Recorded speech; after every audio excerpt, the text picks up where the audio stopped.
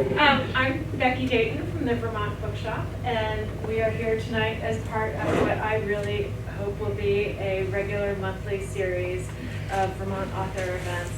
And tonight it's my pleasure to introduce Meg Madden, whom I've known almost for 2 decades, close, I think.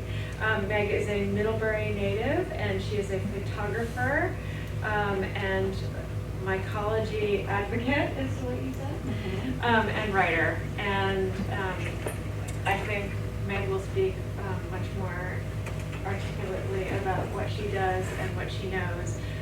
But I want to thank you all for being here and remind you that there are books available for sale in the back. And every book you buy supports us. So thank you. And Meg.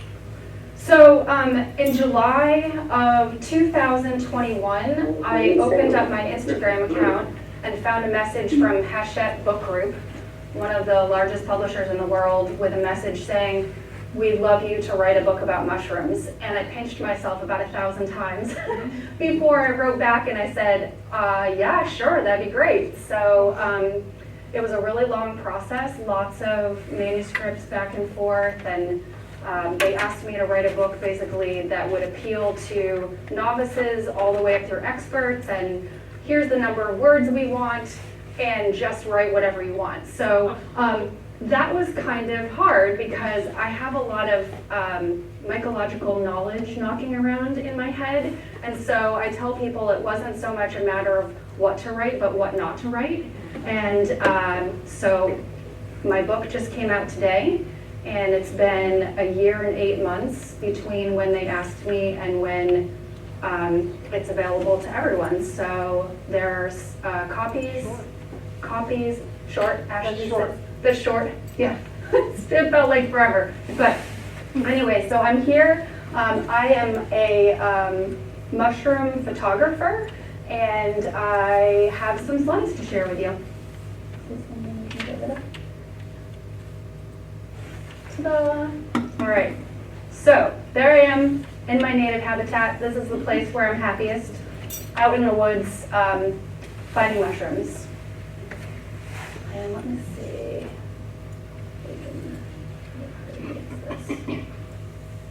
So this is not advancing, Renee, with the arrows.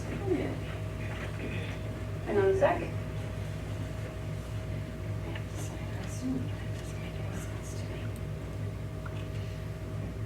Do I have to use that? Oh, there we go. Okay. Good. All right, all set. So these are all mushrooms that you can find in Vermont, all within an hour of Middlebury. Nothing exotic, nothing from anywhere else. So if you go out in the woods of Vermont, you can find pretty much any of these pretty easily. I start with this slide because I feel like this is sort of the preconceived notion that a lot of people have of mushrooms. They're either tan and mushroom shaped, or I call this the emoji mushroom. You know, the standard storybook mushroom that everyone knows about. But mushrooms come in every color, literally every color of the rainbow. And again, these are all mushrooms that are found in Vermont. I think all of these are actually Middlebury mushrooms. And then in all shapes, not even just mushroom shaped. Some mushrooms are very tiny. All of these photos have my hand or my finger in it, so you can see the scale of the mushroom. And I'm digging through leaf litter and flipping over logs and laying on the ground looking for these, so you do have to look carefully for some that are this small. And then some are gigantic. Some people may be familiar with this guy here, the giant puffball. Looks like somebody kicked a volleyball into your lawn in the fall. And then, you know, their caps range in shape and size, texture, and, you know, their stems are vastly shaped. I love this one on the right. It reminds me of a Fantasia mushroom. And I think most people are familiar with mushrooms having gills. So the gills are the reproductive portion of the mushroom. The mushroom itself is actually the reproductive structure of the fungus. So when you see a mushroom, you're basically seeing the equivalent of, say, like an apple on a tree. Fungi aren't plants, but that's sort of how I explain that part of the fungus to people. So if you pick a mushroom, it's basically like picking a fruit off a plant. You're not hurting the fungus by picking it. So this part of the mushroom, the gills, is where the fungus makes its spores, which are its reproductive parts that spread its genetic. And then some mushrooms have something called pores on the underside, so these little holes. And again, those holes are where the mushroom is making the spores. And some even have these projections called teeth, and the spores are made along all of those little projections. And the function of the gills or the pores or the teeth is to create more surface area for the mushroom to make spores. So instead of a flat surface, if you take a piece of paper, you've got this much surface area. But if you make lots and lots of crinkles in it and you can fit those into that space, you're getting that much more area for spore production. And sometimes mushrooms have fancy parts. The one on the left has something called a skirt, and that used to be up against the gills. And the purpose of that structure is to protect the gills while they're forming so that things don't eat them before they can come to maturity. And then the one on the right, that's the same kind of structure, but it's called a cortina. Cortina means curtain. And again, that is protecting the gills from things that would like to eat them. Some mushrooms do fun things like sweat on the left and exude this kind of milky substance. On the left, the droplets are actually part of their metabolism. That's not something that's on the mushroom, that's something that's coming out of the mushroom. And then on the right, the function of that milky stuff is to keep things from eating the mushroom. So if a hungry snail or slug comes along and tries to eat that mushroom, their mouth parts are going to get all gummed up, they'll go away, and the mushroom is safe. Some mushrooms are gooey, and some mushrooms don't even look like what we think of as mushrooms. Brains. We've got stars and sea urchins, coral. And here we come to our first species. So the first mushrooms I'm going to talk about are the amanitas. And there are about 200 species of amanitas in the United States. They're a pretty big group. This is one that we have in the Northeast, the American Caesar's amanita. And the mushrooms on the left are before they've opened, and the one on the right is the same mushroom after it's opened up. You can see that there's a skirt here, and then this thing is called the universal veil. You can see it on the left too. The mushroom comes out of that and becomes open so that it can distribute spores, but that egg-shaped structure on the bottom, again, protects that mushroom from being eaten before it can come to fruition. This mushroom, you can probably guess by the name, is not edible. It's actually the most toxic mushroom that we have here in the Northeast. Couple nibbles of that and you're done. There's no cure for it. So it's pretty common, and there are a few mushrooms that you could get confused with it, so it's really, really important if you're foraging to know with 100% certainty what you're about to eat or serve your friends. Yeah, so, and that fruit's in the fall here. Does even touching it bother you? No, so the toxins, that's a really good question. So the toxins in the mushroom are something that have to go through your digestive system. They actually attack your liver. So touching them, some people who, I would never do this, do like a taste and spit sometimes when they're trying to identify a mushroom. And again, if you do that, it's not going to kill you. I do not recommend doing that. On record, do not do that. But yeah, you have to actually eat it in order for it to hurt you. We gotta rename this the Whole Talk Murder, She Wrote. So there we have our emoji mushroom. In the Northeast, we don't have the red and white dotted mushroom, we actually have the yellow version, but the yellow version ranges in color from yellow through this kind of peachy apricot color to like a dark, dark orange.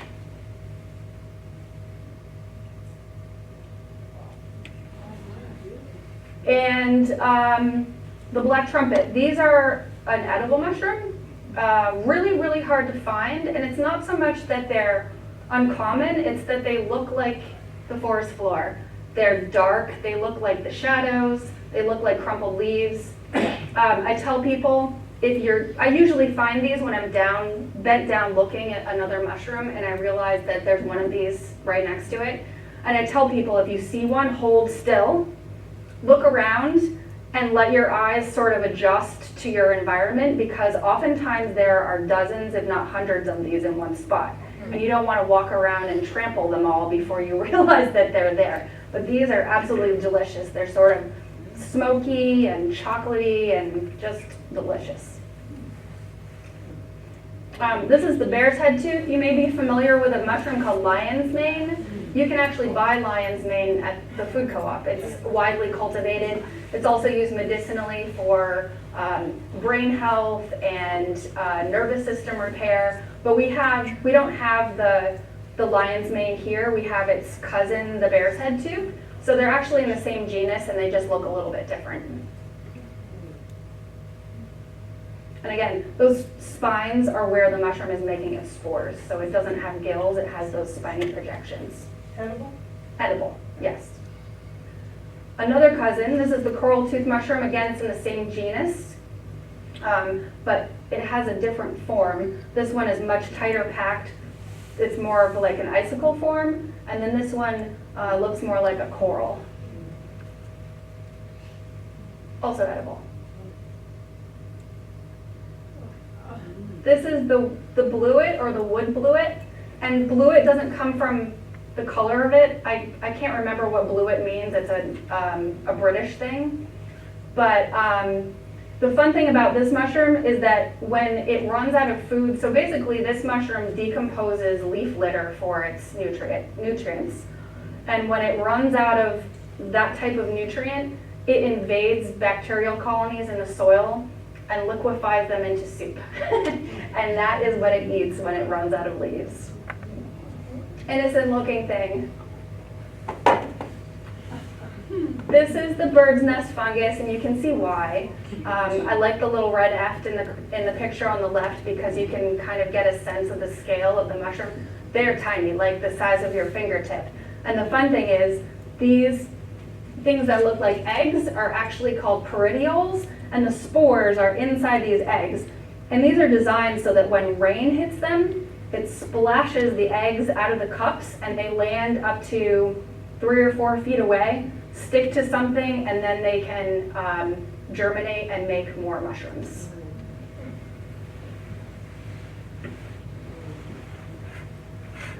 These aliens are cedar apple rust. They come out in spring. They're one of our first mushrooms. They appear usually on a rainy day in April. They have an interesting reproductive cycle where they're relying on 2 different plants. So they reproduce on cedar trees and apple trees. So they actually need both of those trees in order to complete their life cycle. When they're on apple trees, they appear as just this tiny little dot on the leaves that you would barely recognize. And then they come out in their full glory in their form on the cedar trees. They're very squishy and wibbly. Were those edible too? No. Could you tell us which are edible and which are not? Sure. And so one thing I have to say about edibility, and this is always my disclaimer when I'm on a walk, is that I'm not foraging specific as far as education goes. And I'm hesitant to instruct people as to what's edible just because I feel like if someone misidentifies something, it's a bit of a liability for me. So I don't talk about edibility a lot, but I do a little bit. Yeah. So this is the collared earth star. These are actually related to a puffball. So you can see in the one on the left where it's sort of peeling open, they look a lot like a flower bulb when they start out. And then with rain, that coating peels off, and inside is a puffball. And when the rain hits this, they puff spores out. Puff, puff, puff. So these are actually, they spread their spores with raindrops. Have you ever caught that on camera? I have, in slow motion. It's very cool. It's on my Instagram, actually. Coral fungi, there are every color coral fungi here. It's amazing. These are pink with a little kind of peachy color. There's a couple of different varieties of yellow. Violet and orange. I think the orange ones look like little campfires, but they're tiny. They're, you know, the orange ones are 1.5 inches maybe tall. When do they come out? So they're like a midsummer and fall mushroom. This is crimped gill. This is actually the underside. So the top side is very kind of plain, tan, not very apparent, but if you flip a stick over when you see that, this is what you get on the underside. I think they look like cherry blossoms, like flowers. And then this is my ode to The Last of Us. I don't know if you guys have heard about that. There's a Netflix series called The Last of Us that's out right now. That's based on a video game, and what's going on in that is that there's a mushroom called a cordyceps, and it's infecting humans and turning them into zombies. And that actually happens in real life, but not with humans, thank goodness. What happens is that there are various species of cordyceps. Cordyceps militaris, Cordyceps tenuipes are two of the species that we have here. There's a cordyceps fungus that attacks ants, and what happens is that a spore will get on an ant. If the ant tries to go home to its colony and it's detected by other ants, there are guard ants that will take that ant far away from the colony, kill it, and then kill themselves in order to protect the colony from getting infected by this fungus. Because if it doesn't catch it, what happens is the fungus takes complete control over the insect's brain. The insect has no control anymore, but it's still alive. The ant will crawl up a stem above the colony, and when it gets to the exact right height for optimal spore dispersal, it clamps its jaw down on a leaf or a twig so it can't blow away, and then the fungus pops out of its head and it rains spores down on the entire colony. It's wild stuff. There's one that attacks cicadas. So the 17-year cicadas came out a couple of years ago. They call this fungus the salt shaker of death because basically it infects the cicadas, and the cicadas, the fungus tells the cicadas, reproduce, reproduce, and they go around and they reproduce even though they don't have any reproductive organs left because the fungus has taken them over, and they spread spores everywhere. And that fungus actually cycles with those cicadas. So in the years that the cicadas are not around, the fungus lays dormant.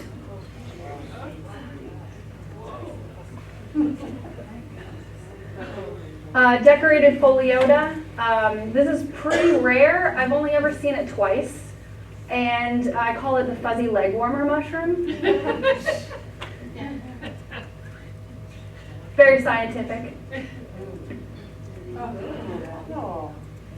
This is the elfin saddle. These are actually related to morels. These are not edible, but they're related to morels, and similar to morels, they're actually making their spores on this very interesting sort of cap.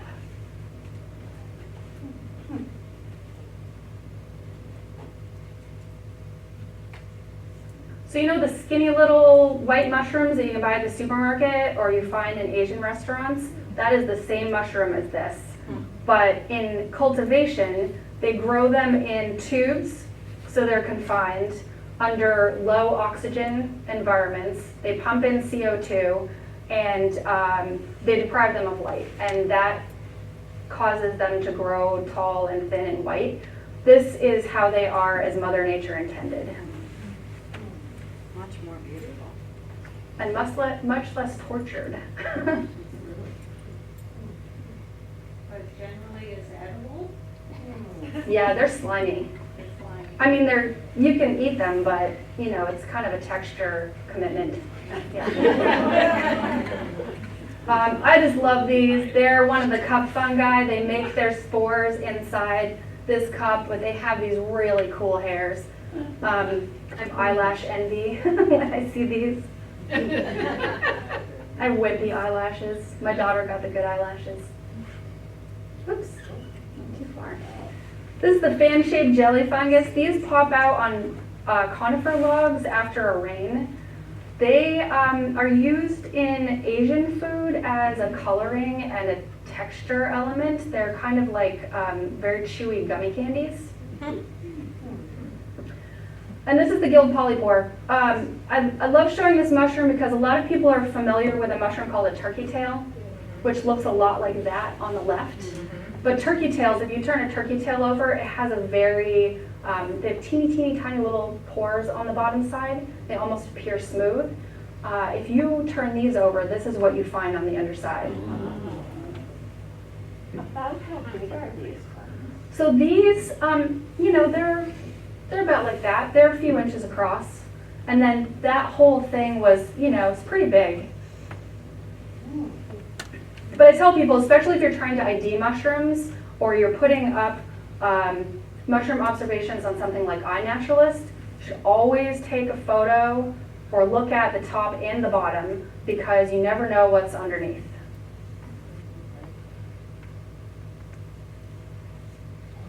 And this is one of my favorites. I mean, what in nature is this color, naturally, you know? This is the green elf cup fungus, and the fun thing about this one is that it produces a pigment called xylindine in its whole everything. So the mycelium, the fruiting body, everything, and that's what's giving it that color. And you can find this if you can find this wood. So sometimes people see this and they think that it's something that's been painted, but this is actually the wood that's been stained by that fungus. And if you're lucky and you turn this over and it's the right time of year and the conditions are right, you'll sometimes find those cups. But they're tiny. They're a few millimeters to maybe a centimeter at the most. That's the biggest I've ever seen.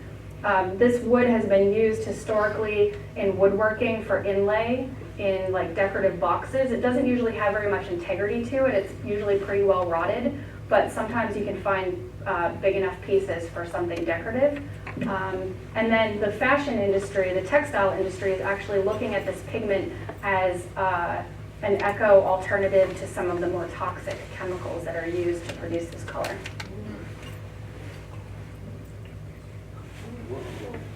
The green-headed jelly baby, one of my favorites, and I just love the name too. They're very squishy, and you can actually turn these into gummy candies. So if you boil these with a simple syrup and a little bit of flavoring and then dehydrate them, you can toss them with sugar and citric acid and make Sour Patch Kids.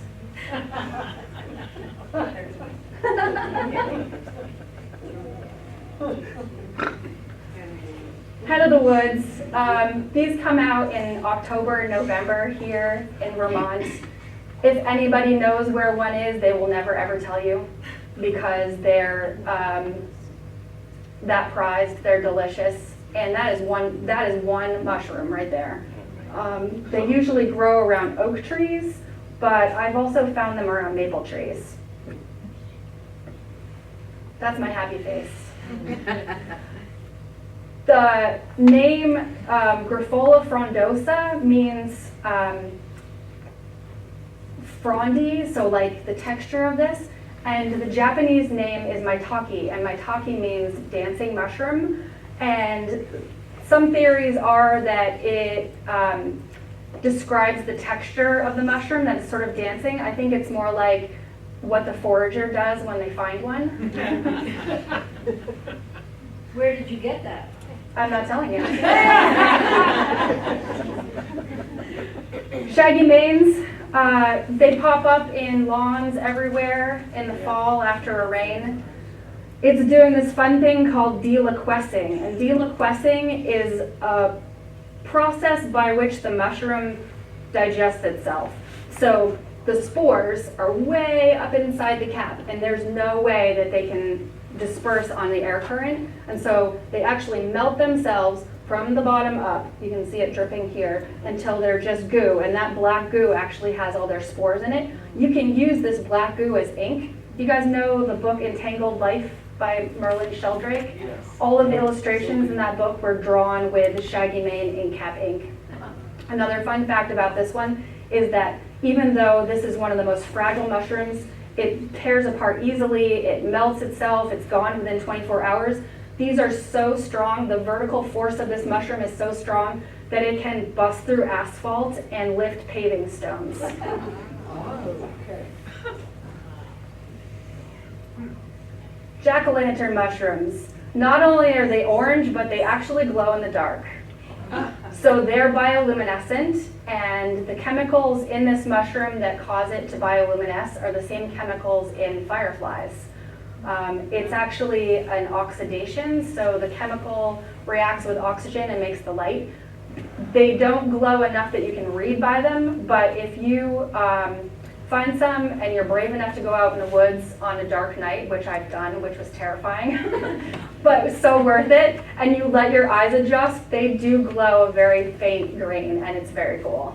Edible? No.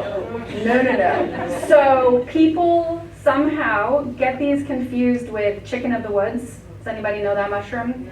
It's the same color, kind of big like that, but, excuse me, these have gills on the underside. Chicken of the woods have pores. So if you know those facts, there's no way that you could ever get this confused with chicken of the woods. These will make you sick. They won't kill you, but you're not going to be very happy about it.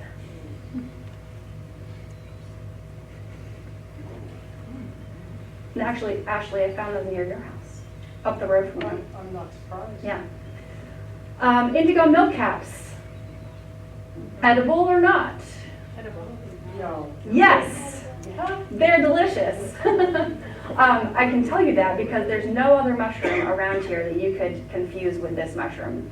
These are actually mycorrhizal with pine trees, and what that means is they have a symbiotic relationship with the pine tree. So mushrooms, fungi, can't make their own food. They rely on something else for food. Some of them are decomposers, so they may be decomposing wood, or they may decompose leaves or something very specific like pine cones. Some are parasitic, so they are relying on a host, an animal or another mushroom. And some of them have this special relationship with plants called mycorrhiza. And what happens is that the fungus is made up of something called mycelium. It looks like itty bitty little threads, and it's through all the soil in a healthy forest environment. As you're walking along, basically you're walking on a couple hundreds of miles of mycelium in every footstep. It's that dense because it's so tiny. And the itty bitty bittiest parts of the mycelium are called hyphae, and they're microscopic. You can't see them with the naked eye. And they're attached to the rootlets of some plants and trees. They're very specific with their hosts. In exchange for carbohydrates, which the tree makes through photosynthesis, gives the fungus the food, the fungus gives the tree greater access to water and nutrients. So it's basically extending its root system. And it's been found that trees can actually communicate with each other through this mycelial network, and they can exchange nutrients with each other, water, and help each other out. And it's also been found that the biggest of these trees, called the mother trees, know who their offspring are, and they will prioritize giving nutrient to their offspring over the seedlings of other nearby trees. And we're just barely starting to understand how that all works. Meg, I have a question from Yeah, sure. the Zoom audience. Carol wants to know, is that the same thing that is inside birch bark? We saw the phenomena once after cutting down and splitting a birch tree that was just starting to rot. I think it might have been in connection to the previous slide. There's something called chaga. Oh no, the bioluminescence. She wants to know if the bioluminescence is the same thing inside of birch bark. There is Some mycelium of something called a honey fungus that can be bioluminescent. So maybe that's what they saw. No? Yeah. I love these guys. This is the mossy maze polypore. And that's not moss on the surface of the mushroom. That's actually the mushroom itself. And you can see, I love this too. You can see the moss next to the mushroom. Yeah.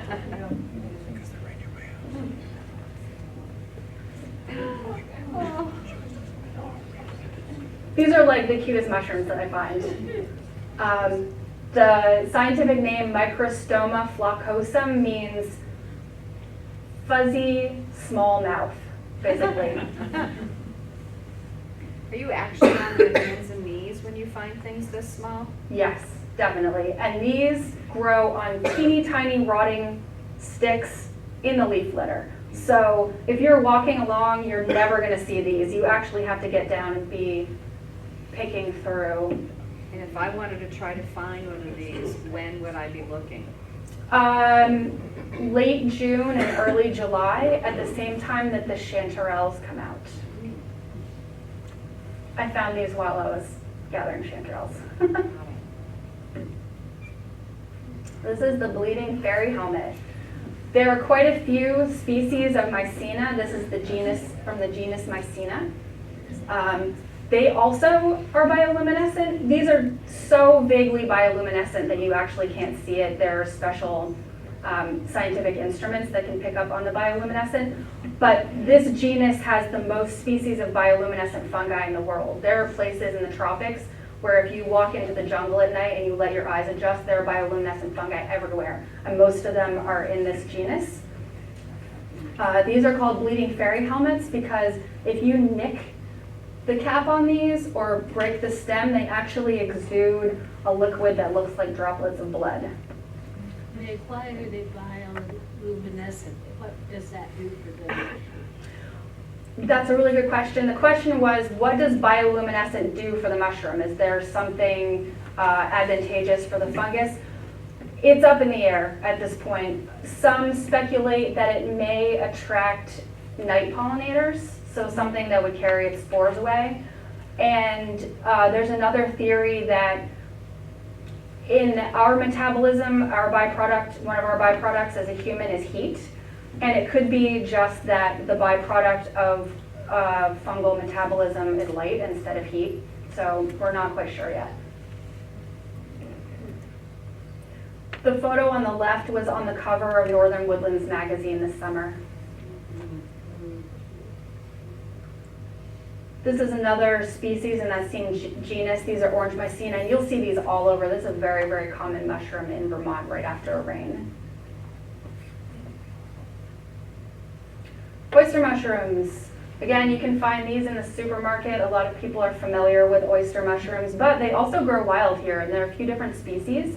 They're usually specific to the time of year or their substrate. These tend to come out after the weather cools off a little bit. These are actually carnivorous. So they trick soil nematodes, so basically microscopic worms that live in the soil, into coming close enough that they can trap them and eat them. They make chemicals that smell like yummy food, dinner to the nematodes, and the nematodes come close, and then they have little sticky prongs on their mycelium that have neurotoxins in them, which paralyze the nematodes. And then some of them, have little lassos on their mycelium, and they trap the nematodes. And then some of them have little spears like harpoons, and then they digest them from the inside out. Yeah. Not so nice, but they need to eat too. Remember that the next time you eat oyster mushrooms. And do you write this stuff in your book? Is this what you're saying, all this? Yeah, I mean, cool stuff? some of it's covered in the book. Yeah, a lot of these are actually in the book. This is the orange mock oyster because this is not an oyster mushroom at all. And I think it's called an oyster mushroom because it sort of has that same shape. Definitely not the same color, and these are not edible. And if you ever find these, You will probably not want to eat them because they don't smell very good. The other name for them is called the stinking orange oyster. Probably about half to 3/4 of them that I find don't have any odor at all. So for a while I thought, why did they get that name? Why did they get that name? And then I bent down to take a picture of some one day, and they smelled like rotting cabbage mixed with rotten eggs. And I couldn't get the smell out of my nose for like an hour. But they're adorable. They look like fuzzy slippers. Or mandarin orange segments.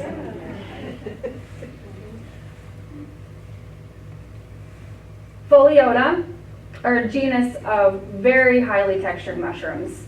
They've got scaly caps, they've got scaly stems.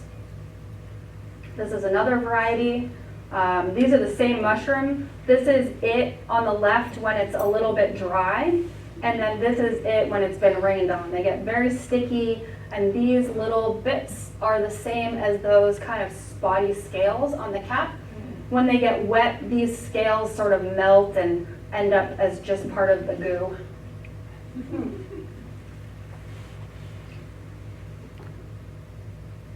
That's a fall mushroom around here.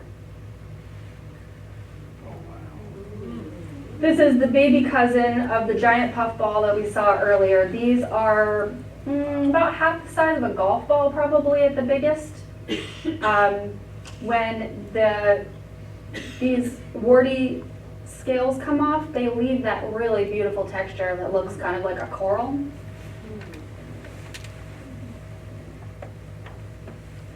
These are edible when they're young, but you have to get them when they're still white all the way through.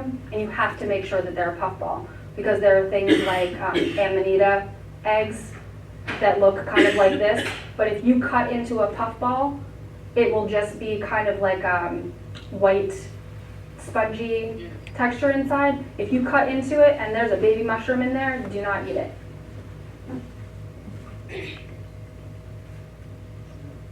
This is the rarest mushroom I found. So this is the only sighting of this in Vermont or New England on iNaturalist. So this is the only one anybody's found in the whole, basically, eastern United States. Anybody being you. Anybody being me. Okay. Yes. That's the longest name, too. It has a really long name. Yeah, so the purpurea marginatum means that it has purple edges. And mushrooms they don't have to fruit every year. Right. They can be sort of, you might have a flush of them one year. Right. And then never see them for quite a few years. Right, exactly. And I actually I've only seen this once in 3 years. I know where it is, and I check its log repeatedly, and I haven't found it, so it's taking a break right now. Yeah, so the fungus is always there. The mycelium is always there. It's always in the soil. It's always in the wood. It's always in whatever it's in. And then the conditions have to be right. It takes a tremendous amount of energy for a fungus to make a mushroom. That's a lot of material. And so they have to really bide their time and choose when to do it. There's your purple brain. And it really is a jelly texture, but these are small. I mean, some people say, is that edible? And the whole thing is maybe a ½ an inch big. I have a macro lens. What kind of camera? I use an iPhone. It's a fairly new one, right? It's an 11, yeah, but I have an attachment for it. No, they look like they should be. What flavor do you think they would be if they were edible? Raspberry. Yeah, raspberry grape maybe. Yeah, they don't really taste like anything. That is called a reishi, or the hemlock varnish shelf. They come out in June and July around here, and they only grow on eastern hemlock trees. Last year was a huge year for them, yeah, but not so much the year before. I think the one on the left looks like bacon and eggs. Lobster. Yes.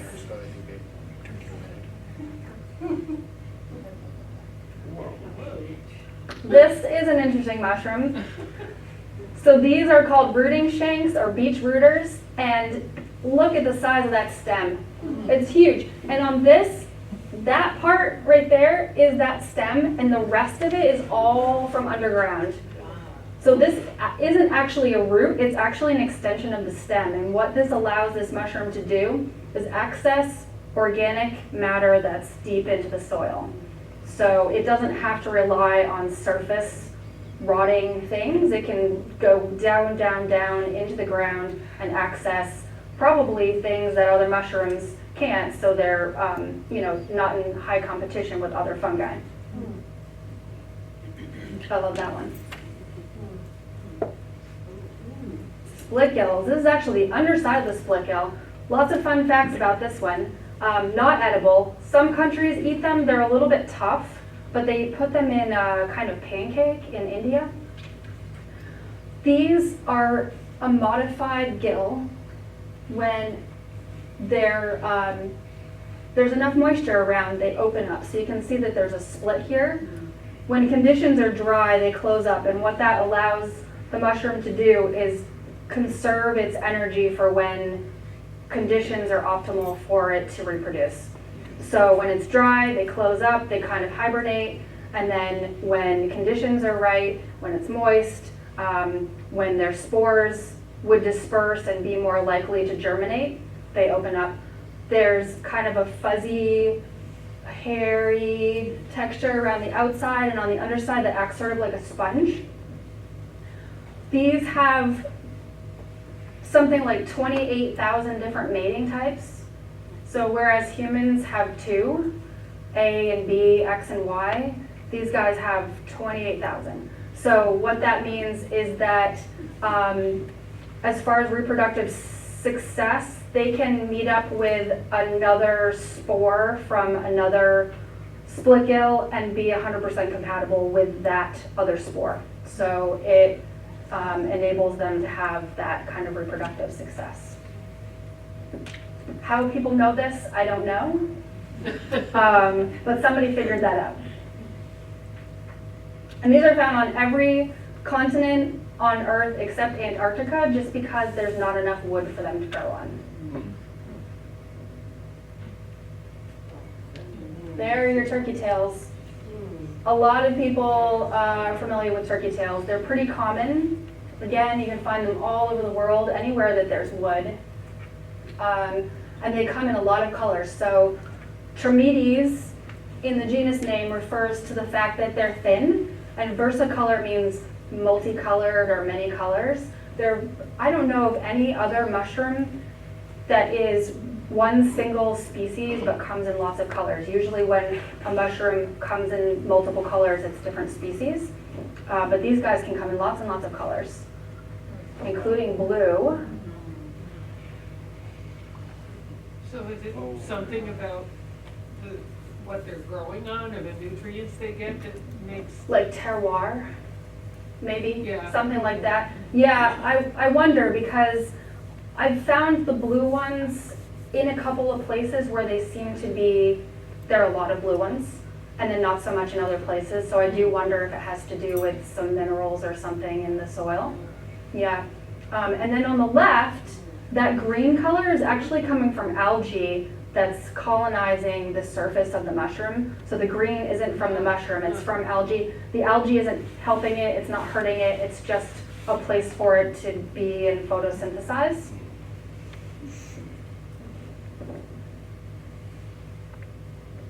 And these are another turkey tail look-alike.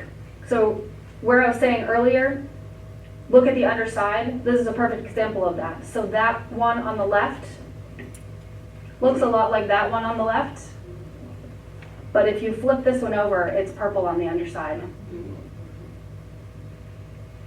And these are everywhere here. Very, very, very common. These are the same mushroom. So the one on the left is a young version of the one on the right. It's called the witch's hat or the blackening wax cap because as they age, they actually turn this lovely black color. Poisonous? No, but not tasty. Yeah.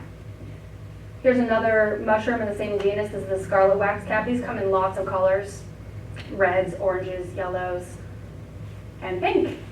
And this is another rare mushroom. I've only ever seen this twice, and it's not very common. It also grows in Europe. Here in the States, its habitat is woodland forest, and in Europe, its habitat is grassland. It's an endangered species in a lot of European countries and on the red list for protected species because of habitat loss. They're just not grazing sheep and such like they used to, and they're using chemicals on grass, and it's just not habitat secure for them anymore.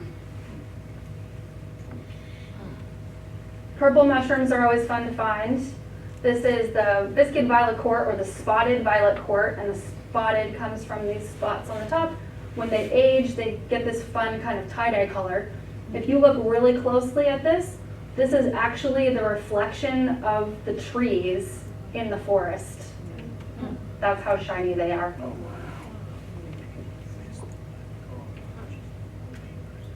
And another one of my favorites, yellow discos. I imagine that they're having a little party on the log. These are related to the green elf cup and those types of fungus.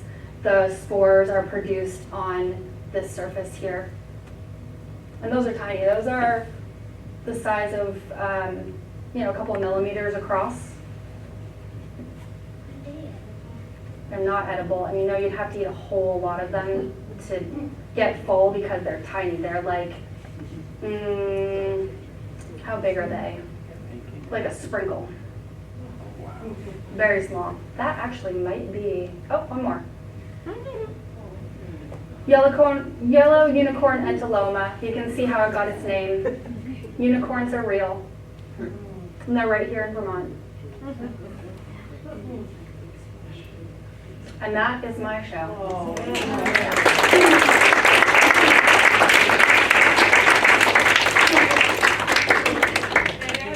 Yes. Sure.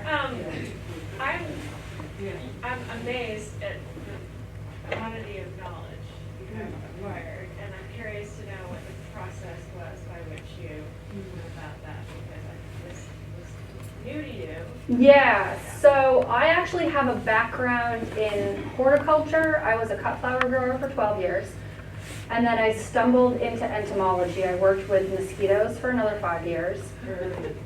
And the pandemic hit, and all of a sudden I had a lot of free time on my hands. And my daughter and I had just moved to Middlebury near Battelle Woods, and we started walking in the forest every day from March onward. And the first mushrooms that actually my daughter found were they're scarlet elf cups. They're a bright red cup-shaped fungus that comes out in like March. Nothing else was out. There were no wildflowers, nothing. It was barren except for those, and I was intrigued. And so I just had to know what they were. I've got an art background, but I've got a science background, and I just, when I find something cool, I need to know what it is. So I started posting mushroom photos on my Instagram and putting some information with them, and it just sort of snowballed from there. The interest was there. I had no idea that so many people were interested in mushrooms and fungi, and so now, it's just amassing knowledge because of finding things and needing to know what they are and teaching myself. I'm completely self-taught. Remarkable.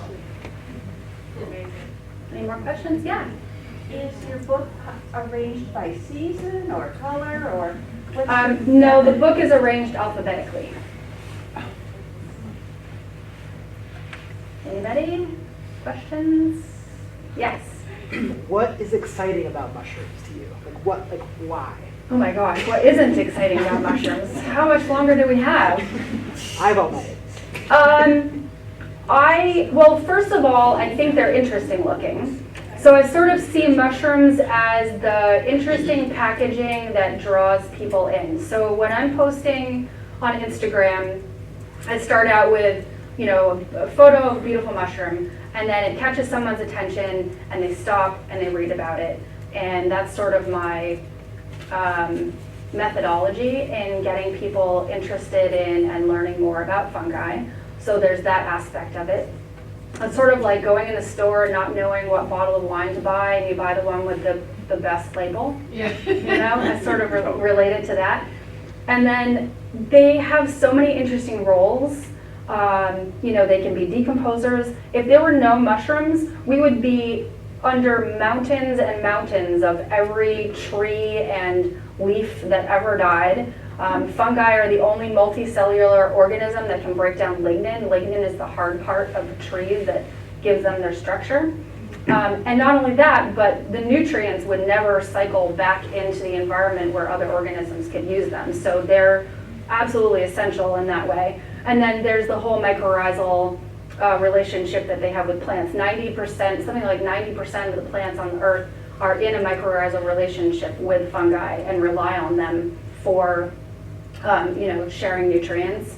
You know, so I just think that, you know, they look cool, and there's a lot of interesting things they can do. They're being used for things like microremediation. So microremediation is the use of fungi to clean up environmental disasters. There are some fungi that can eat plastic. There's one fungus that can eat plastic and survive without light or oxygen, and so it's actually being studied as a possible way to get rid of landfill waste. So it could be inoculated in the deep, deep parts of landfills and break down that plastic from the bottom up.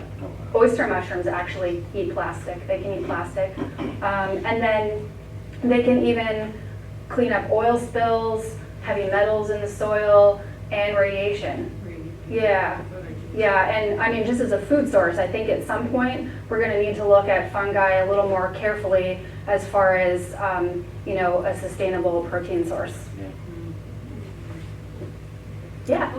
So when I was a kid and you went into the gift shop, exit through the gift shop, you would find those fungus that were like a shelf on a tree, and they would break them off and carve stuff into them? What was that? Yeah, so those are called artist brackets, and that's actually a fungus that grows around here too. So you'll see they look like a shelf growing on the side of a tree or a log. You can tell the artist bracket from some of the other species because the underside is a pure white color. And yes, I don't advise breaking them off, mainly because I said earlier, if you pick a mushroom, you're not hurting the fungus. There are some fungi that are perennial, meaning that their mushrooms survive for years and years and years. So, you know, unless you have a purpose for that particular mushroom, I would say leave it there so it can just grow. And the artist bracket is one of those mushrooms, and they can get big. I mean, they stay flat, but they can get, you know, like this big. Sometimes you'll see one, again, in a gift shop or museum where someone has taken it, they used it as paper, basically. And they've either carved into it, or if you draw into it, it will actually leave an impression on it. So yeah, the artist bracket.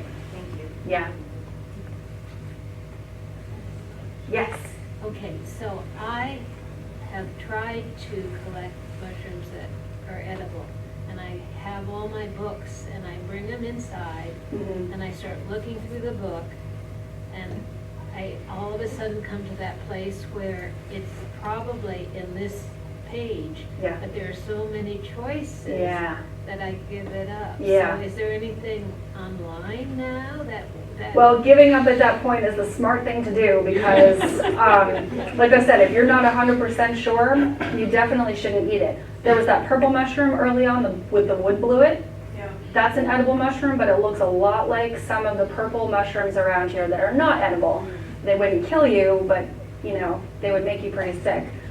And the differences between them come down to things like the color of the gills or even something like a spore print. So sometimes two mushrooms will look exactly alike.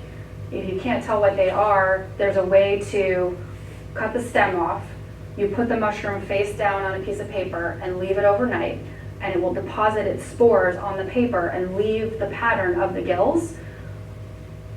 Sometimes it comes down to spore print color to tell between one mushroom and another mushroom. Sometimes you can't tell by looking at it in the field. Sometimes a mycologist can't tell what a mushroom is by looking at it in the field. They have to look at the size of the spores or the shape of the spores.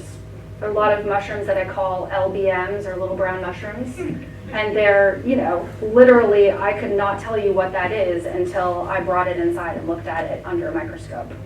So my advice to people who are interested in foraging, books are okay, online is all right. Find a forager or take a foraging class, because there's nothing like learning from another human being. Yes? I'm sure there's a mushroom on a walk on the Pitch Pine Trail, and there's a little brown mushroom like they were talking about. LBM, yes. And I don't know if you identified it, I'm sure you probably knew what it was, but it actually throws its spores out and a little breeze blows across it. Can you show us how that works? Oh yeah. So the cups, any of those cup-shaped fungi that look like little bowls, if you find one of those and you blow on it, it will release spores. But the cool thing is, it's not like if you blew flour off a surface.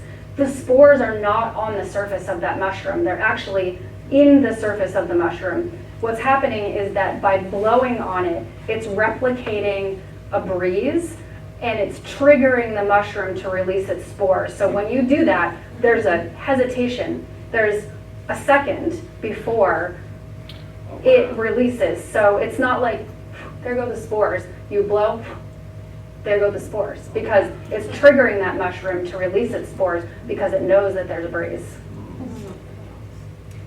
So they're very smart. I haven't been able to find them on my own. I mean, they're so innocuous. Yeah, the brown ones especially are hard to find. They just blend in with everything. But there's others that do the same, similar things. Yeah, so any of those that you find that look like a little bowl, will do that. There was a nature program, I think it was Nature or Nova, that showed flying mole. And actually they were proving that it actually had some intelligence. Yes, yes, it can make decisions. Yes. Yeah, and I think that's really going on in the fungal world as well. There's a language that they're using. It's chemical, so we don't necessarily speak the same language, but you know, in those mycorrhizal relationships, you've got a fungus that's germinated. It's trying to find its plant companion. And it might be specific to one kind of tree, one species of tree. Say it's the indigo milkcap, and it needs to find its plant partner, which is a white pine tree. And that teeny tiny microscopic hyphae has to travel through all of that chemical noise that's in the soil, all of the bacteria, all of the other organisms that are communicating with those chemicals to find the chemical signature of that plant rootlet. And they can do that. And I just think that it's beyond our human scope of understanding that that's all happening, and it is a language, and there is an intelligence to it. It's not random, for certain. Yeah. Yes, Renee. Somebody on Zoom would like you to talk about how do they find out when and where you're going to do a walk? Okay, so I have to come up with a better plan about that. It wasn't such a big deal when I wasn't doing so many of them, but I'm actually going to be doing quite a few walks. I do them a lot through conservation organizations around the state, and they're usually posted on their website, but unless someone's looking at that specific organization's website, they won't see it. I put them up on Front Porch Forum, but I'd like to come up with a system before I start my walks this year where someone could, you know, find on a website a schedule of walks. That's great. And do you think you'll be working with malt again this year? Absolutely. Okay. Yeah. Great. Yeah, I'll be doing a walk with malt, at least one walk with malt. I'll be doing a walk through the Middlebury Natural Foods Co-op. And if anybody's interested, if there's interest in it, I'm thinking of doing walks either like Mushroom Mondays with Meg or Fungi Fridays or something, where basically I announce a spot.